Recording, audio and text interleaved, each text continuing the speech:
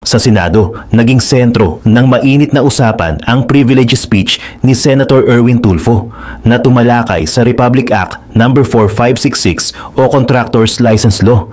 Ayon sa kanya, ang batas na ipinasa pa noong 1965 ay matagal nang nawalan ng saysay at unti-unti nang nagiging kasangkapan ng katiwalian. Ipinunto ni Senator Tulfo na ang Philippine Contractors Accreditation Board o PCAB ay hindi lamang ordinaryong regulatory body, kundi isang institusyong puno ng conflict of interest. Sa ilalim ng kasalukuyang sistema, mismong mga kontraktor ang nakaupo bilang miyembro ng board. Para kay Senator Tulfo, malinaw itong paglabag sa Republic Act No. 6713 o Code of Conduct and Ethical Standards for Public Officials and Employees. Ang layunin sana ng batas na protektahan ang publiko ay nagiging kabaligtaran, ginagamit upang makinabang ang iilang tao. Bilang patunay, tinukoy niya ang pangalan ni Engineer Ernie Bagao, miyembro ng PCAB at may-ari ng EGB Construction Corporation. Ayon kay President Marcos, ang kumpanyang ito ay nakakuha ng government projects na may kabuuang halaga na 7.7 billion pesos mula year 2022 hanggang year 2025. Isang napakalaking halaga na ani ay malinaw na indikasyon kung gaano kalaki ang impluensya ng mga nakaupo sa board. Hindi doon natapos ang kanyang pagbubunyag. Ipinakita rin niya ang kaso ng Wawaw Builders na naiugnay sa mga ghost projects sa Bulacan. Isa pang pangalan ang lumutang, si Engineer Arthur Escalante, na nakakuha rin ng malalaking kontrata mula sa pamahalaan. Para kay Senator Tulfo, malinaw ang tanong, paano magiging patas at tapat ang regulasyon kung ang mismong mga tagapagpatupad nito ay siya ring nakikinabang sa sistema? Dagdag pa niya, nananatiling tahimik ang PCAB dahil imposibleng imbestigahan nila ang kanilang sariling hanay. Bunsod nito, inihain niya ang Senate Bill No. 1373 na layong amyendahan ang Republic Act No. 4566. Ang panukalang ito ay naglalaman ng serye ng mahigpit na pagbabago upang masigurong mabibigyan ng bagong muka ang proseso ng akreditasyon at regulasyon ng mga kontraktor. Sumuporta sa kanyang paninindigan si Senator Raffy Tulfo. Para sa kanya, matagal nang kilala ang PCAB sa mga issue ng ghost projects at substandard infrastructure. Hindi na raw sapat ang simpleng pagbibitiw ng ilang opisyal upang malinis ang pangalan ng institusyon. Kailangan, aniya, ng malalim at malawak na reforma. Sa kanyang pahayag, tinukoy niya ang ilang opisyal na dapat masiyasat. Dr. Pericles Dakay, Engineer Arthur Escalante, Engineer Ernie Bagao, Attorney Herbert Matienzo at Attorney Marco Matendoris Gacho. Pinunto rin ni Senator Raffy Tulfo ang napakalaking problema sa licensing fees. Anya, mula sa orihinal na 100 pesos, dapat ay 5,000 pesos na ang bayarin matapos ipatupad ang Republic Act No. 11711 noong May 12, year 2022. Ngunit hanggang ngayon, nanatili pa rin sa 100 pesos ang sinisingil ng PCAB. Ayon mismo sa Commission on Audit, nagresulta ito sa pagkukulang ng koleksyon na umaabot sa 258 milyong piso. Halagang dapat sana ay nagamit para sa mga proyektong pampubliko.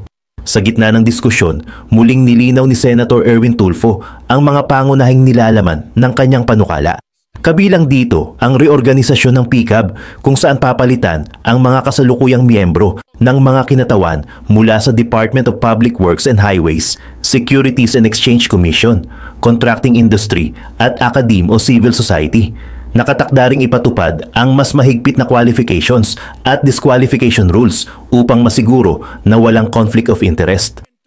Dagdag pa rito, magkakaroon ng fixed term of office na 3 taon para sa mga miyembro nang walang reappointment upang maiwasan ang matagal na pananatili sa posisyon. Pinalawak din ang kapangyarihan ng PCAB sa ilalim ng Senate Bill No. 1373. Maaari na itong magsagawa ng investigasyon kahit motu proprio o kahit walang naghain ng reklamo. Kasama rin dito ang mas matibay na accountability para sa mga kontraktor, kabilang ang pagpapalawig ng prescriptive period sa 10 taon upang matugis ang mga substandard at ghost projects. Habang nagpapatuloy ang diskusyon, nagbigay ng kanyang pananaw si Senator Dante Marcoleta. Giit niya, hindi dapat madamay ang buong construction industry dahil lamang sa iilang tiwaling kontratista. Ipinaliwanag niya na ang Philippine Contractors Association ay matagal ng haligi ng industriya at sila pa nga ang naging dahilan kung bakit nabuo ang Construction Industry Authority of the Philippines. Sa pagtatapos, inirekomenda ng Majority Leader na ang privilege speech ni Senator Erwin Tulfo, kasama ang interpellation ni Senator Raffy Tulfo at ang manifestation ni Senator Dante Marcoleta ay i-refer sa Blue Ribbon Committee at Civil Service Committee. Ang rekomendasyong ito ay hindi lamang formalidad, kundi isang hakbang upang masuri ng masinsinan ang mga aligasyon ng katiwalian. Sa pagdinig ng mga komite, inaasahang mailalatag ang ebidensya, maririnig ang paliwanag ng mga sangkot at matutukoy ang mga hakbang para maiwasan ang pag-uulit ng ganitong issue. Higit pa rito, layunin ng referral na tiyakin na ang mga anomalyang lumutang sa Senado ay hindi basta-basta mababaon sa limot, kundi masusuri sa tamang forum. Sa pamamagitan ng mga investigasyong ito, ipinapakita ng Senado ang kanilang paninindigan na papanagutin ang mga lumalabag at isulong ang reforma sa mga batas na matagal nang ginagamit para sa pansariling interes. For other purposes, layunin po ng panukalang batas na ito na higpitan ang regulasyon ng mga lisensya ng mga kontratista. Sinisiguro din ito na ang miyembro ng PICAB ay madidiskwalipika kung siya ay may-ari o opisyal ng mga kumpanyang may transaksyon sa pamahalaan. Mr. President, the Filipino people deserve honesty, fairness in public works projects that truly serve their communities. Not this circus where regulators double as beneficiaries, where laws are exploited and where corruption festers under the guise of legality. Ang Republic Act No. 4566 ay naging bulok na batas na ginagamit sa pansariling interes. It was meant to protect the public, Mr. President, but now it is protecting the pockets of the few. Mr. President, it is time to slam the brakes on this racket. No more thieves involved in the creation of our national budget. No more regulations or regulators doubling as profiteers. No more flood control projects that serve as cash cows for the few, while millions of Filipinos ay nalulunod at inaadod ng tubig baha. Enough is enough, Mr. President. We have to take action. Maraming salamat po at magandang hapon sa ating lahat. Thank you, Senator Erwin Tulfo. Mr. Chair, Mr. Majority President, Leader. we move to refer the speech of the gentleman to the Committee on Public Accountability. Public Accountability and Civil Service, Your Honor, because there is corruption that is being mentioned and malfeasance, misfeasance. So it's usually public, it's Blue Ribbon Committee first, and then with Civil Service as secondary committee. I so move, Mr. President. All right. Any objection? Chair is none. Motion is approved. May we recognize, I'm sorry, the good gentleman from Isabela and the Republic of the Philippines wanted to make a manifestation on the topic of Senator Erwin Tulfo. May we also recognize him, Mr. President? Senator Raffy Tulfo is recognized. Thank you, Mr. President. I would like to associate myself with the privileged speech of Senator Erwin Tulfo. PCAB is currently at the center of investigations associated with either ghost or substandard government infrastructure projects. As the government institution tasked to strictly monitor licensed contractors, PCAB is in hot water as corruption, including under-the-table dealings, easily favors fly-by-night contractors and discourages honest contractors. PCAB, together with its parent agency, the Construction Industry Authority of the Philippines, or CIAP, should be made accountable with this mess. Hindi po sapat ang resignation ng ilang opisyal ng PCAB upang ayusin ang problemang ito. There should be major reforms to improve the licensing and accreditation process. I thank Senator Erwin for filing Senate Bill number 1373 to strengthen the contractor's license law, the law which requires all contractors, subcontractors, and specialty contractors to obtain license from the PCAB. In line with this, Mr. President, is a gentleman from Palawan, Ilocos, and Davao willing to answer a few questions? Sure, Mr. President. But before You may proceed. Yeah, because Ilocos, my father is from Ilocos, my mom is from Davao, and he has a residence in Palawan. So, is that correct, Mr. President? That's true, Mr. President. Okay. Before my question, Mr. President, I just need to make some point here. During the last hearing sa Blue Ribbon, I called the attention of the leadership of PCAB. Nasabi ko dapat yung mga opisyalis na yon ay ma-issuean ng whole departure order, particularly these people.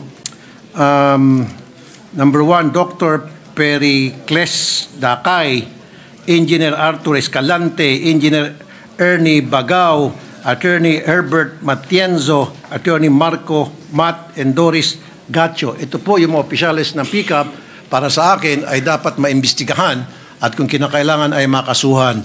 Bakit kanyo, Mr. President, I found out na prior to May 12, 2022, ang sinisingil na para sa licensing fee ng mga contractor na nag-a-apply para maging contractor was 100 pesos. Again, 100 pesos. Pero noong May 12, 2022, naging effective yung RA 11711, amending the contractor's license law from 100 pesos, ito ay dapat, ang sinisingil na ay 5,000 pesos. Pero gayon pa man, tuloy-tuloy pa rin ang paniningil nitong mga taga-PCAB ng 100 pesos at sino-shortchange ang government ng 4,900. Ang tanong, saan na pupunta yung 4,900 pesos kada aplikante ng mga contractor? Kaya nag-issue ang Commission on Audit ng report at sinasabing sila ay short ng 258 million pesos. At nung kinausap ko sa nasabing hearing, ito mga taga-PCAB, ang sinabi nila kasi nag-issue sila ng IRR at pinoward kay Presidente bago raw mai-implement yung 5,000 na singil. And I told them, hindi, kasi wala doon sa procedure, sa provision, na dapat magkaroon ng IRR para makasingil ng 5,000, gawing it effective after maipass yung RA 711. Ang sabi ng Presidente, kasi yun daw ang sabi ng kanilang mga abogado. So sabi ko, yung mga abogado nila siguro ay kailangan na mag-resign dahil hindi nila alam kung ano yung pinanggagawa nila. But anyway, Mr. President, my question to Senator Erwin, ano po ay mga salient features ng SBN 1373? Marami po, Sen. Rafi, Mr. President, ang meron itong Republic Act, or not Republic Act, but SB 1373. Narito po ang ilan dito, ang reorganisasyon po ng PCAB na ang kanilang mga miyembro na 5, chairman plus 4 po na miyembro, ay dapat po mga representante mula sa DPWH, Securities and Exchange Commission, at contracting industry at saka academe or civil society. At alisin na po yung mga kontratista na mga nakaupo po doon. Isa pa po, mas stricto na qualification para sa mga miyembro. Dapat po ang miyembro nito ay natural born Filipino, residente po ng 8 taon dito sa ating bayan, at least 35 years old, na may maganda pong moral character. Disqualification cannot be an owner po, officer or stockholder of a construction company with government transactions. Dapat po wala kung siya po ay may negosyo. If a conflict of interest arises during his tenure, the member must divest interest within 30 days, Mr. President. Isa pa pong feature nito ay ang fixed term of office. Ang chairman at ang mga miyembro ay magsisilbi po ng 3 taon at wala na pong reappointment. Enhanced powers of PICAB. PICAB can now investigate violations motu proprio on its own or upon verified complaints. Ang nangyayari po kasi ngayon, Mr. President, hindi sila nag-iimbestiga dahil paano nila iimbestigahan ang kanilang mga sarili, Mr. President. At panghuli po, stronger accountability of contractors. Prescripted period of filing charges extended to 10 years. Yung mga substandard at saka mga ghost projects, dapat po kahit na 10 taon na yan at pwede pong kasuhan. Renewal after revocation of license may only be reissued upon proof demonstrable financial and operating capacity. Full satisfaction of losses, costs, and compliance with condition of revocation. Yan po ang mga salient features po ng naturang Senate bill. Mr. President. Mr. President, I'm looking forward na itong PICAB sa susunod na hearing, either Blue Ribbon o sa public accountability, ay mapatawag lalo itong mga opisyales nila nang sa gayon magsagawa tayo ng malalim na investigasyon hinggil sa mga kalokohan ng mga taong ito. Maraming salamat, Mr. President. Maraming salamat po, Mr. President. Thank you, Senator Raffy. Thank you. Majority Leader. May we recognize Senator Marcoleta, Mr. President. Senator Dante Marcoleta is recognized.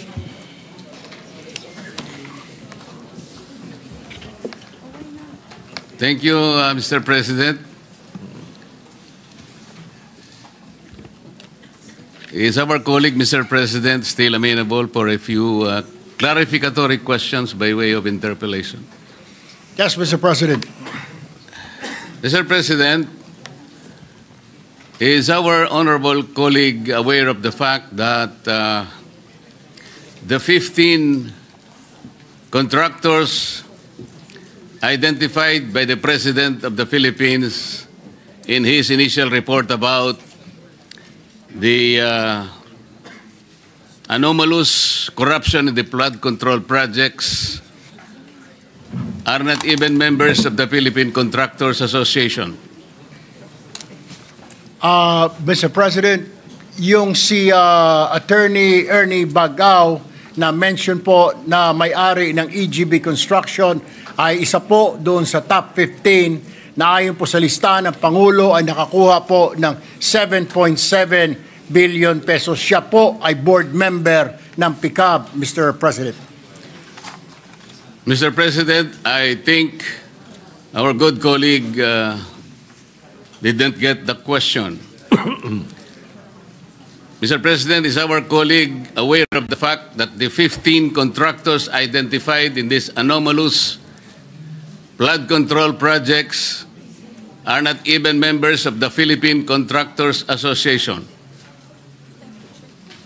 We will have to check on that, Mr. President. I don't have the list right now, but I can check it and probably give the copy to the gentleman from Pampanga. Mr. President, there is no need for that because this representation knows the fact that these 15 identified contractors are not members of the Philippine Contractors Associations. Why am I asking this question, Mr. President? The Philippine Contractors Association is the primary organization of the most reputable contractors in this country. And I'd like to provide the information that this particular association is singly responsible in the creation of the CIAP. This is the Construction Industry Authority of the Philippines. Before that, Mr. President, the construction is not considered as an industry. It is only a sector. At that time, there was a debate, a national debate, that it is contributory to the gross domestic product of our country. It being a sector, it was not recognized as an industry. But because of the Philippine Contractors Association, it espoused a national consciousness that it is a major industry, one that is constructing the very foundation of our infrastructure. It is the one responsible to our skyline. Kaya ko po sinasabi ito, Mr. President, kailangan marinig din po sila. Hindi naman po kung halimbawa nakakita tayo ng ilang kamatis na bulok na nandun po sa isang tiklis, ay masisiraan na po yung buong figura ng construction industry in this country. Napakarami po ng reputable. Ito po, kaya ko po sinasabi, baka po sa pagbanat natin do sa 15 lang, kung tutuusin ay nasasadlak pa sila sa isang investigasyon na ongoing ngayon sa Blue Ribbon Committee. Sana itingnan natin po yung mga matitibay na haligi ng construction industry na sila po yung nagtayo, sila ang nanguna kung bakit nagkaroon po ng CIAP, ng Philippine Contractors Accreditation Board sa ilalim po ng Department of Trade and Industry. Kaya ko po sinasabi ito, Mr. President, bago pa po ako naging congressman, ako po ay nagtrabaho sa isang federasyon ng mga contractors. Ang Philippine Contractors po ay isang matibay na haligi at kasama po sa tinatawag na International Federation of Asian and Western Pacific Contractors Association. Ang ibig po sabihin niyan, tayo po'y bahagi ng isang regional, even a global conglomerate of contractors. Sana po ay matingnan din natin yung paraan kung paano na-develop, kung paano naging bahagi ng ating ekonomiya ang Philippine Construction Accreditation Board sa ilalim ng pamamahala ng Construction Industry Authority of the Philippines na ngayon nga po ay nando na po na bahagi ng ating Department of Trade and Industry. Yun lamang po ang aking gustong sabihin by way of manifestation. Salamat, Senator Erwin, sa pagpapahayag mo ng bahaging ito na maaari nating mapag-usapan in terms of legislation. Salamat po.